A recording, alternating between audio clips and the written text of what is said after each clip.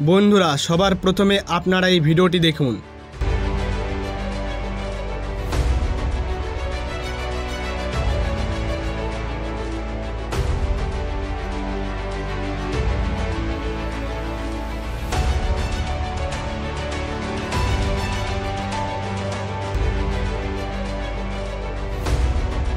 বন্ধুরা, এই ভিডিওটি হলো ভারতের প্রতিবেশী মুসলিম দেশ পাকিস্তানের করাচি শহরের। হয়তো ভিডিওটি দেখে আপনার বিশ্বাসই হচ্ছে না যে সত্যি এটা পাকিস্তান, কিন্তু হ্যাঁ বন্ধুরা, আপনাদেরকে বলে দিই এটা 100% সত্য। কিভাবে এক কট্টরপন্থী ইসলামিক দেশ হয়ে গেল ভগবান শ্রীকৃষ্ণের ভক্ত, কিভাবে তাদের দেশে বের হচ্ছে ভগবান শ্রী জগন্নাথ দেবের রথযাত্রা, কিভাবে হাজার হাজার মুসলিম ভগবান জগন্নাথ দেবের ভক্ত হয়ে গেলেন, হাজার হাজার মুসলিম ভগবান জগন্নাথ দেবের পূজা করছে। জগন্নাথ দেবের রথযাত্রার সময় হিন্দু ও মুসলিম তাদের সমস্ত ভেদাভেদ ভুলে রথের দড়িতে টান দিলেন। যেখানে বিনা কোনো ভয়ে তাদেরকে একসঙ্গে হাঁটতে দেখা গেল, বিনা কোনো ভয়ে সেখানে একে অপরের সেলফিও তোলে, ভগবান জগন্নাথ দেবের ছবিও তোলে। তাদেরকে দেখে এমন মনে হয় যেন পাকিস্তান ও সনাতন ধর্মের প্রকাশ দিন দিন বেড়েই চলেছে। বন্ধুরা, এই ভিডিওটি অবশ্যই শেষ পর্যন্ত দেখবেন, কারণ আজ আমরা কথা বলবো ওই রথযাত্রার, যেই রথযাত্রা সবচেয়ে বড় কট্টর মুসলিম দেশে হয়। হ্যাঁ বন্ধুরা, আপনারা ঠিকই ধরেছেন, আমরা কথা বলছি ভারতের প্রতিবেশী দেশ পাকিস্তানে। ভিডিওটি শুরু করার আগে আপনারা যদি ভগবান জগন্নাথ দেবের ভক্ত হন, তাহলে আপনাদের কাছে একটি ছোট্ট অনুরোধ করব, ভিডিওটি একটি লাইক করে কমেন্টসে অবশ্যই লিখুন জয় জগন্নাথ।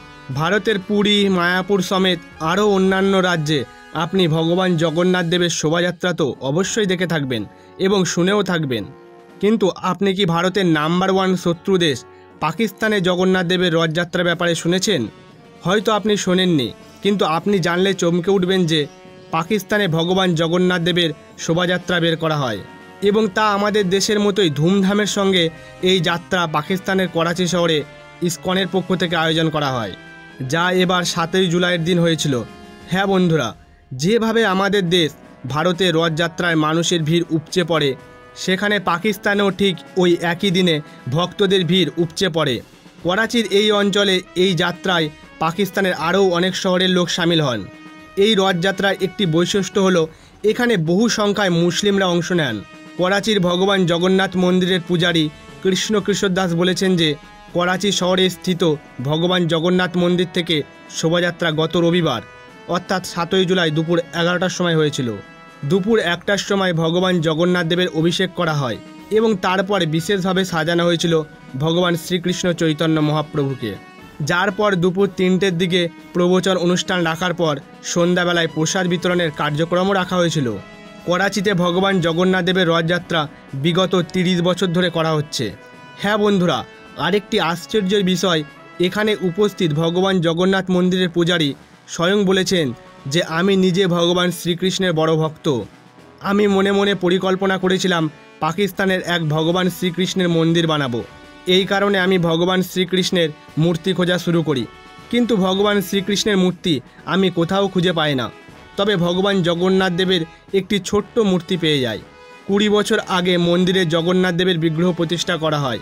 এরপর 2007 সালে এই মন্দিরে রাধাকৃষ্ণের বিগ্রহ প্রতিষ্ঠা করা হয় এবং তার সাথে কলিযুগের ভগবান শ্রীকৃষ্ণ চৈতন্য মহাপ্রভুরও বিগ্রহ স্থাপন করা হয়েছিল। আগের বছর ভাগবত কথা যখন শুরু হয়েছিল, তখন লক্ষ লক্ষ মুসলিম ভাগবত কথা শুনতে এই মন্দিরে এসেছিলেন। সেই জন্য সমস্ত মুসলিমদেরও এই রথযাত্রার দিন আমন্ত্রণ জানানো হয়েছে এবং তারাও সমস্ত কিছু ভেদাভেদ ভুলে এই রথযাত্রাতে অংশগ্রহণ করেছেন এবং ভগবান জগন্নাথ দেবের কৃপা পাওয়ার জন্য জয় জগন্নাথ বলে রাস্তায় নৃত্যও করেছেন। বন্ধুরা, আজ শুধু পাকিস্তান নয়, সারা পৃথিবীতে ভগবান জগন্নাথ দেবের রথযাত্রা হয়। আর এই রথযাত্রা সারা পৃথিবীতে চালু করেছেন ইসকন প্রতিষ্ঠাতা আচার্য শিল অভয়চরণাবিন্দ ভক্তি বেদান্ত শিল প্রভুপাদ। আপনাদেরকে রথযাত্রার অনেক অনেক শুভেচ্ছা। জয় জগন্নাথ। সবাই ভালো থাকবেন।